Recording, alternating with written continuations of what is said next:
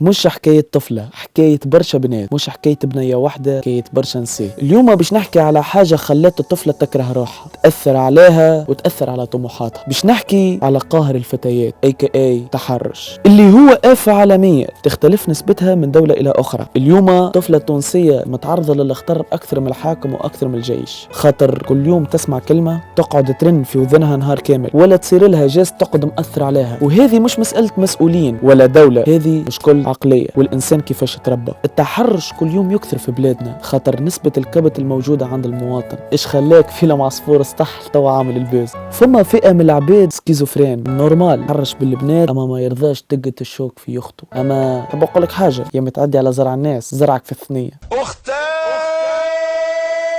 الحقيقة اخترت الموضوع هذايا باش نحكي فيه خاطر قلت يزينا من الحشمة ويزينا من كلمة احشم. وطفلة كي تتعرض للتحرش ما تنجمش تقول لعائلتها تحشم. كي ترى اليوم نسبة الآفة ذي وصلت ل 90%، تعرف وقتها حجم الكارثة اللي تعاني منها المرأة. اليوم في قرن 21 على قد ما تقدمنا، على قد ما تطورنا، نزلت حاجة تحكم فينا اللي هي الغريزة اللي تردنا احنا والحيوانات كيف كيف، والطفلة اللي تمشي في العفس. ولنا خلينا نغزروا للمشكلة من كوتي أخرى، نلقاو إنه تونس في التوب 5 تاع نسبة العنوسة. علاش؟ خاطر ولا العرس ما يصير كان بكرهبة ودار وصياغة بيضة وصياغة صفراء، اللي في الدين متاعنا ورقة وستيل وزوز شهود وتنجم تعرس. أما احنا عقليتنا هي اللي كررت علينا، خاطر كي تشوف لوروب زوز شهود والسلام كيف كيف اليهود، تقول لي شبيك دخلت في معامعة أخرى؟ قل لك لا، خاطر هذاك هو سبب من الأسباب الكارثة هذه. اليوم كي تقوم تمشي تسأل متحرش وتقول له علاش عملت كيك، باش يقول لك هي شباه لابسه كيك. اقدر حجه سمعتها في حياتي وشدينا فيها من اللي بدات الانسانيه، وباش نقعدوا مكبشين فيها لين توفى البشريه. في مجتمع رجالي المراه تغتصب تتهان يتحرشوا بها وما با تنجم تقول لاهلها ومالاها، خاطر في الاخر هي اللي باش تظهر خايبه وهي اللي باش يظهر بها وعليها. اونفان دو كون الراجل يقعد راجل وهي ما قال لها حد تخرج لابسه كيك مش ساتره روح. كي تجي تشوف طفله لبرا في الاوروب يعني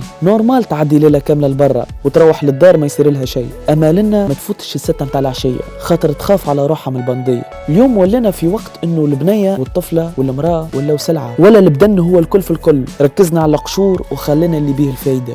اليوم التحرش تصنف من ابشع الجرائم خاطر كل يوم قاعد يزيد بينا شيء على قدام. اليوم حتى ولاد صغار ما عادش سالمين، ولينا عادي كي نسمعوا بعمليات اغتصاب لولاد صغار. ولنا نطرح نقطة استفهام كبيرة، العباد هذو مش عندهم في مخاخهم باش وصلوا عملوا هكا. كي تجي تدخل في بدن الانسان هذايا المتحرش باش تلقاه مركب من شويه جهل، شويه انعدام اخلاق، ورشه فقر، وصب عليهم كاس كبت.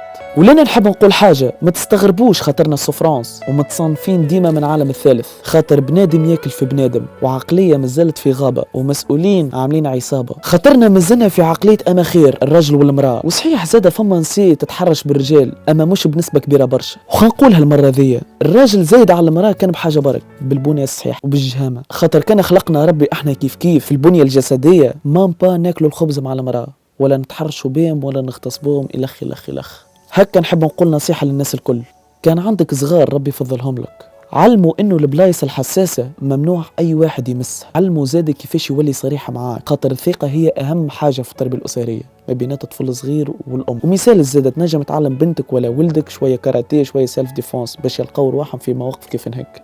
ومانيش نشجع على العنف. وكلمه للبنات، مانيش باش نقول لك تنقب ولا تدين ولا اخرج ملفوفه بكلك، خاطر كيك نسال كبار ما سلموش في بلادنا. اما باش نقول لك حاجه برك ان شاء الله تفهمها، كي تخرج لبرا اقرا حساب الشارع وربي بقي عليكم الستر.